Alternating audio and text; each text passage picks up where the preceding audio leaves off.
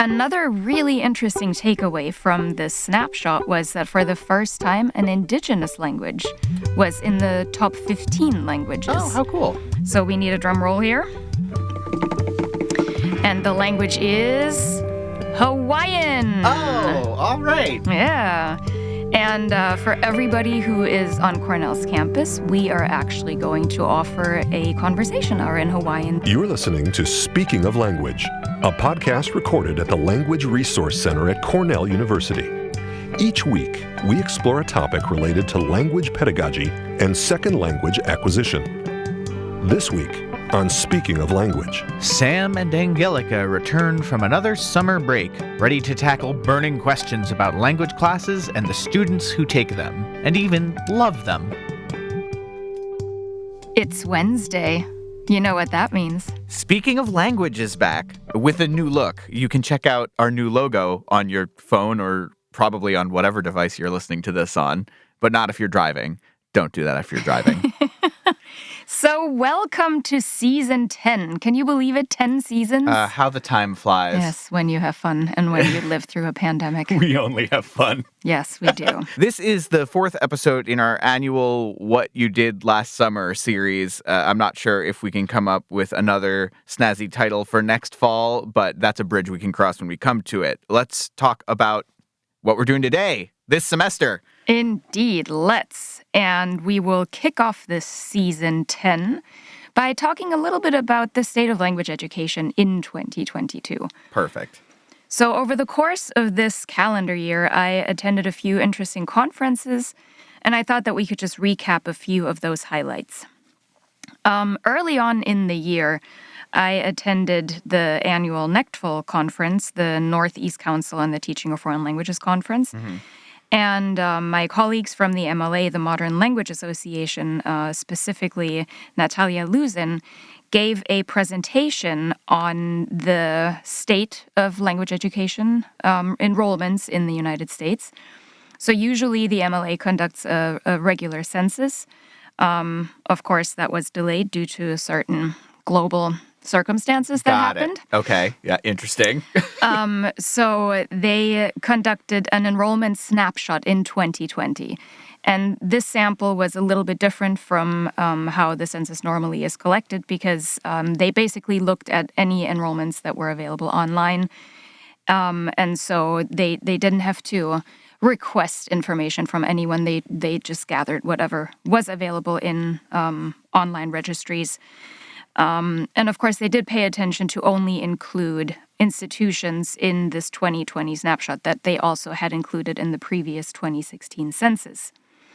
So what was interesting is that the top 5 languages have not changed. Only the position of the last 2 of languages 4 and 5, those have switched spots. So the 5 most commonly taught languages in the United States continue to be Spanish, French, ASL, Japanese, and German.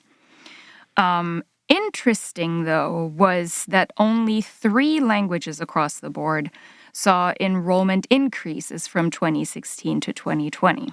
And those languages were American Sign Language. Okay. That increased by 4.6%. Followed by, hold your breath, Biblical Hebrew. All right. Increased by 10.3%. And then the largest increase in enrollment was in Korean by a grand 25.4%. Wow, that's not an insignificant increase, especially compared to the trends in other languages. Yeah. Is there, in this study or in your own armchair theorizing, thoughts on where that's coming from? You know, I have a hunch it's related to K-pop, just the popularity, and that this is really something that if you think about, I mean, this is focusing on higher education. Sure. If you look at the student demographic in higher education, those students are drawn to K-pop. That's actually a sweeter and more pleasant answer than I don't know. I like that. Political It's unrest. nice to hear. Right, exactly. I don't know. I don't get a ton of like bright and sunny news these days. I like to take it where I can get it. So No, thank you. absolutely. On a side note, we actually hosted the annual conference of the AATK, the American Association of Teachers of Korean, on Cornell's campus this summer, and I applauded, their efforts Sure. in contributing to this significant increase, and everybody who was on campus, who I interacted with, they truly are amazing language educators and so dedicated and full of ideas and energy and enthusiasm. So I'm not surprised that we see this increase, but 25.4% is Huge. definitely quite something. Another really interesting takeaway from this snapshot was that for the first time, an indigenous language was in the top 15 languages. Oh, how cool. So we need a drum roll here. And the language is Hawaiian. Oh, all right. Yeah. And for everybody who is on Cornell's campus, we are actually going to offer a conversation hour in Hawaiian this semester. So Marvelous. stop on by the LRC and speak some Hawaiian. And I imagine they can find when that will be offered on our website at lrc.cornell.edu. Oh, absolutely. I Yeah. love that. Another interesting study that was presented at the Shared Lichtel Symposium last month was conducted by Diana Murphy and her colleagues at the University of Wisconsin-Madison Language Institute. They were interested in figuring out why undergraduate students are not taking language courses and what the students tell us language educators what we can do about it. So as part of the study, they surveyed all undergraduates at the University of Wisconsin-Madison about the perceived value of proficiency in languages other than English. And they actually had quite a significant return on the survey. 3,298 students participated in the study, which is quite a nice sample. And so overall, what they found was that students value language proficiency whenever it is tied to their personal interests and maybe to their career plans. So those were, in general, students thought that language proficiency was good when there was a personal connection or potentially a professional connection. Makes sense. So they also asked the students why they did not enroll in a language course in college. And this, of course, we all grapple with, right? Why do Sure. students not take language courses, and what can we do to entice students more? And probably not really surprising, but the most common reason was that language courses are not required for a major. Sure. So 68.3% of students noted that that was one of the reasons. Students could select more than one reason why they didn't enroll in a language course. The second most reason was that language courses did not fit their schedules. So that was almost 60%, 58.5%. And I think that's something that we've grappled with for a while in the field. It takes a lot of time and dedication to gain proficiency in a language, which means just like, with playing an instrument, just like practicing a sport. So you have to put in the time and the effort. And that can be difficult for students to find that time if they are double majoring in two other disciplines. So Right. what was interesting, based on some of the open-ended comments, was that it seems students are really interested in prioritizing degree requirements and credentialing. So they want something Sure. more tangible. And again, this is thinking about students who are not taking a language, right? I think the Right. reasons for students taking a language are very, well, maybe not very different, but certainly more broadly faceted than that. But two things that stood out was that the degree requirement is definitely important, or earning some other kind of credential. So one quote that was presented at this conference, a student said that language courses would work better with my schedule or a 4-year plan if I was able to use them for something useful, such as a certificate. Right. But I have too many classes to take to waste time on classes that don't amount to anything academically for me. Harsh, but I was about to say it's a bit harsh, but I do think that this is not an uncommon sentiment. No, well, and especially understanding the pressure that is on students to have something to show for their expensive educations. And we all, I mean, you and I were liberal arts people, right? Indeed. So we love to get in the nitty gritty about like the humanist benefits of language education. But there are realities of our world and art students' needs that, it's an important thing to remember. I think. Well, and time and money, right? Time and money. I mean, students want to graduate on time, and they do have many interests. And if they have more than one major or add a couple of minors, language classes certainly require time and effort. And that really, we hear that at institutions across the United States, that students would welcome more flexible scheduling or potentially more hybrid options where you do split between in-person and online. Yeah. So I think it'll be interesting to see what the next few years here bring after we, continue to process what we've learned during the pandemic in terms of what the best pedagogical way forward is going to be for our students to learn. So the Wisconsin study also looked at ideas from students, what institutions could do to entice them to actually take language courses. And only a subgroup of students responded to those questions. But basically, it boils down to 3 points. One is to offer more class time options. 2 is, this is basically what I just said. 2 is to offer online or partially online classes. Oh, and if you can count, it's actually 4. Number 3 is to change class meeting schedules. And number 4 is to offer lower credit courses.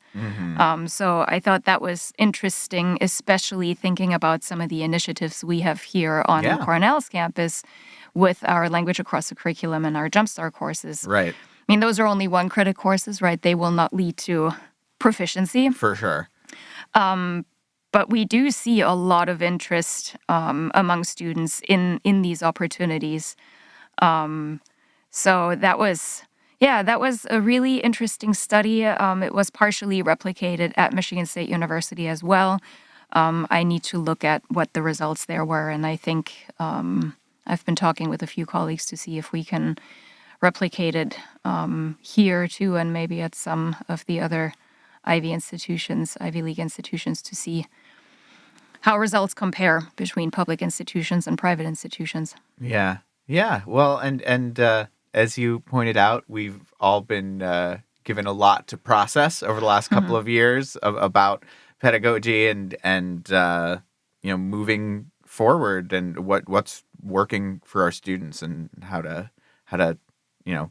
move things along in a productive way.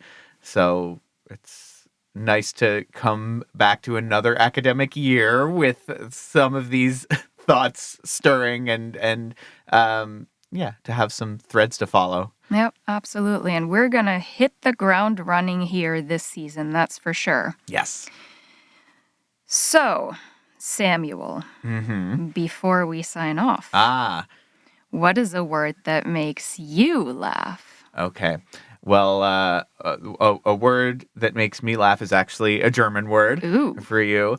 And it's been one of my favorites for a long time. It's Schmetterling, just German for butterfly. Yes. And the reason it really makes me laugh, of course, is I recall my middle school French teacher, Madame Guyot, back in the day, talking about all the beautiful ways that language can encapsulate not just what a thing is, but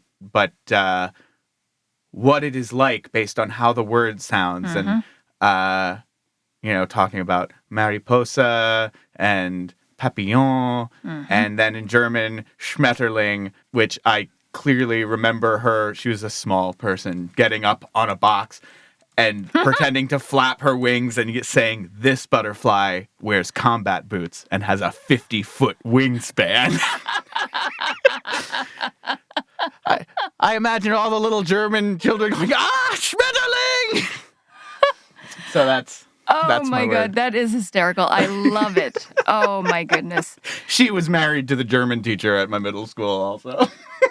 Oh my God. Well, and actually, I mean, I've never researched the etymology of the word Schmetterling, but schmettern, the verb, means like to blare or like to, like to me, like in an orchestra, when it's really loud, everything schmetters. So I don't know if there is a connection because, I mean, a butterfly doesn't really flap its wings and like, yeah. Well, unless the wingspan is 50 feet, then Right. maybe, yes. But, oh, that is fantastic. Oh, good. Well, thank you for that little snippet. That certainly made me laugh. I appreciate that. This is wonderful. Well, it's good to be back. Yes, it is in person too. In person. We In should the have said at the beginning. This is studio. the first Yeah, time that we've yeah. actually sat across from each Yes. other, not separated by a pane of glass Yep. or a Zoom window for Ever. a while. Yes, indeed.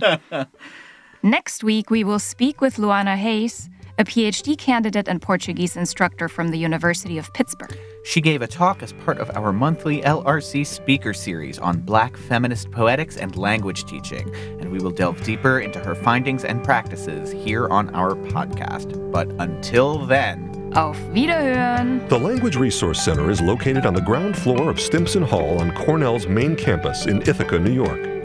Check us out on the web at lrc.cornell.edu. or follow Cornell LRC on Facebook, Twitter, and Instagram. Speaking of Language is produced by Angelika Kramer and Sam Lupowitz. Recorded by Sam Lupowitz.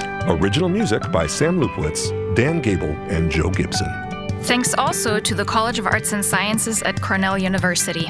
As a reminder, the ideas and opinions expressed on this podcast do not reflect those of the College of Arts and Sciences or any other official entity of Cornell University.